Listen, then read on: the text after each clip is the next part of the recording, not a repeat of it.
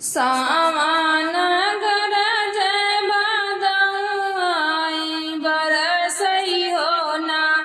रामा गरजी तड़पी जिया रामा रही हो ना रामा गरजी तड़पी जिया रामा रही हो ना सावन गरजई बदौआ बरसई हो ना रामा गरजी तड़पी जिया रामा रही हो ना रामा गरजी तड़पी जिया रामा रही हो ना माई जाती न सुधी मोरी लेती न होना रामा बाबू जे दिन बिसराई हो ना रामा बाबू जे दिन बिसराई हो ना एतनी बचन जब सुन पावे भैया हो ना रामा सब झवै घोड़ावा सवारई हो ना रामा सजवाई घोड़ावा सवारई हो ना घोड़ावा के आगे ठणी बरनियावा हो ना रामा कहाँ जाबाया दी के रतिया हो ना रामा कहाँ जाबाया दी की रतिया हो ना घोड़ा मोरी रनिया छोड़ा गुड़ कलगमिया हो ना रनिया बहिनी बोलवई हम जाबई हो ना रनिया बहिनी बोलवई हम जाबई हो ना एक बाना गईली दूसर बाना गईली हो ना रामा तीसरे में बहिनी के देसावा हो ना रामा तीसरे में बहिनी के देसावा हो ना घोड़ावा तो बन भैया निमिया के छहिया हो ना भैया जाई के बहिनिया बोला मई हो ना भैया जाई के बहिनिया बोला मई हो ना तरी धरी मोतिया ऊपर धरी चौरा हो ना रामा लईले ताया पान भिखिया हो ना रामा लईले ताया पान भिखिया हो ना आपन भिखिया भीतर धरा बहिनी हो ना बहिनी हम हाई तुहरा बीरनवा हो ना बहिनी हम हाई तुहरा बीरनवा हो ना दई दे तू सासु अपनी चुनरिया हो ना सासु भैया बेटी तभर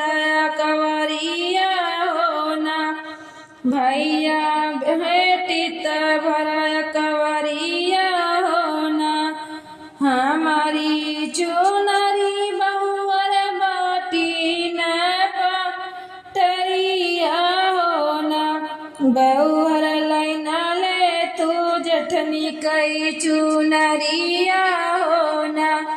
बहुहरी लैना ले तू जठनी का चुनरिया हो ना हमारी चुनरिया बहुवर माटिन पेटरिया हो ना बहुहरी लैना ले तू जठनी का चुनरिया हो ना बहुहर लैना ले तू जेठनी कै चुनरिया हो ना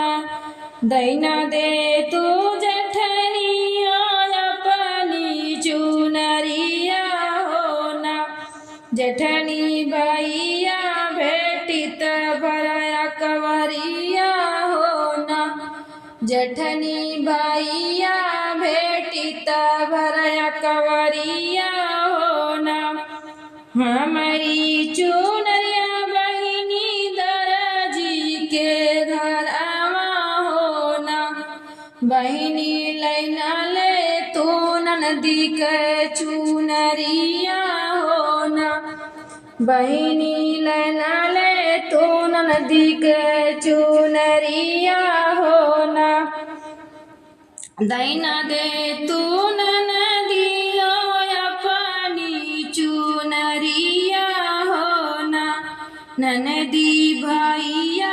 भेटित भरया कवरिया हो ना ननदी भैया भेटित भरया कवरिया हो ना हमारी चुनरिया भौजी ससुरवा हो ना भौजी लैना ले तू भैया के गमछवा हो ना भौजी लैना ले तू भैया के गमछवा हो ना लैलीन बहिनी भैया के गमछवा हो ना बहिनी भेट लागिन भैया कवरिया हो ना